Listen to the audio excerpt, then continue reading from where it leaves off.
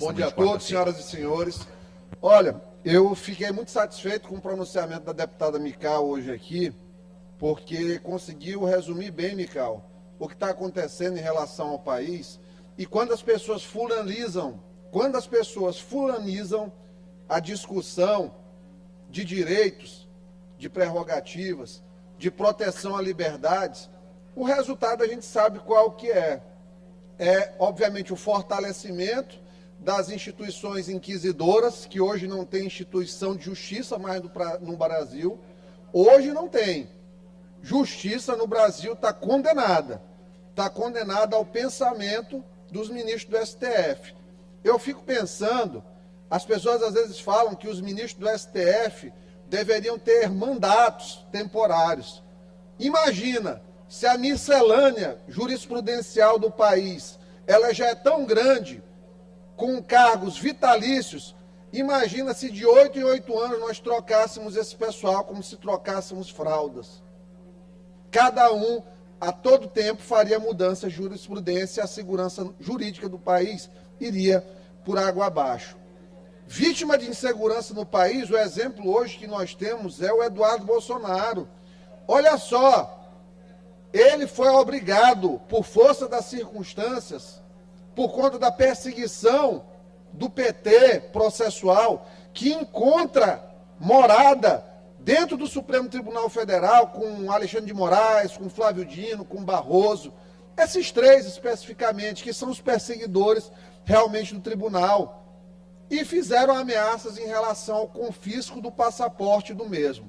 Veja só, não tinha prazo, Cascaria. A PGR já tinha ultrapassado o prazo para se manifestar em relação à apreensão do passaporte.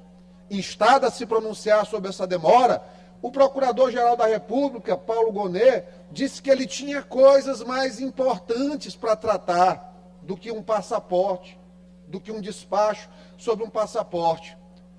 Não bastasse a manifestação de Eduardo Bolsonaro via redes sociais, que mobilizou, que se tornou um dos trending topics do Twitter, do X, Paulo Gonet, uma hora depois, coloca o parecer, dizendo e pugnando pela não recepção da peça, do pedido do PT, dizendo não somos favoráveis à apreensão do passaporte.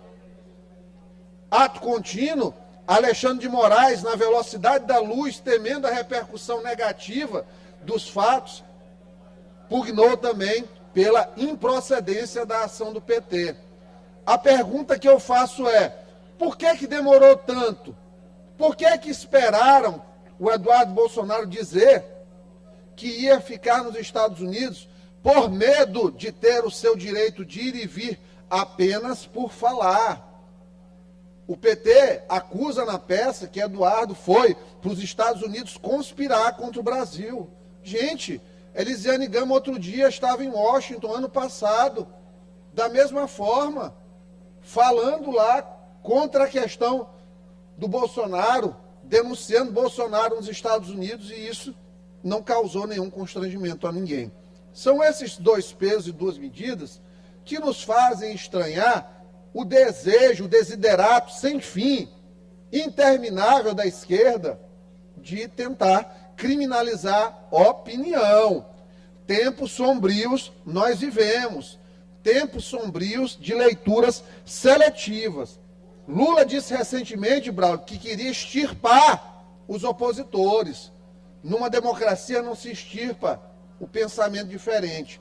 Se extirpa é assassino, que eles fomentam. Que eles dizem que ladrão rouba celular para tomar uma cervejinha. Isso que eles fazem. Então eles vão na contramão do que é correto, do que é justo, do que é necessário para uma sociedade. Pergunta a uma pessoa que mora numa capital hoje dos estados brasileiros, quantas pessoas se sentem seguras na rua. Provavelmente aí, uma ou duas capitais você vai ouvir uma resposta positiva, infelizmente. Pesos e medidas diferentes em relação à depredação. Quando o MST quebrou os ministérios todos, não tem nenhum preso. Quando teve quebra-quebra no 8 de janeiro, tem gente condenada a 17 anos. Isso deveria servir para dar um basta nisso, porque não tem ligação entre quem está preso e quem está sendo acusado de coordenar o movimento, porque não teve uma coordenação central ao movimento. Então, aqui, para finalizar, fazer um desagravo necessário aqui, deputado, ao ex-presidente José Sarney, que ontem foi homenageado no Congresso, deputado Arnaldo, em relação à importância dele na condução do processo democrático. É óbvio que o Sarney não foi um político perfeito, ao contrário, economicamente a condução do país, o momento do país foi um momento extremamente difícil. Nós vínhamos de um milagre econômico da ditadura que depois mostrou uma recessão gigantesca e no ato da redemocratização, quando se viu que os militares não tinham mais condições de fazer a condução econômica do país, que é quem dita ou não uma crise, uma substituição de um governo central, assumiu o Sarney, claro, em sucedendo ao Tancredo, que foi vitimado por um erro médico naquela época, infelizmente pelo já falecido e grande médico Henrique Walter Pinotti. Libero para concluir, deputado.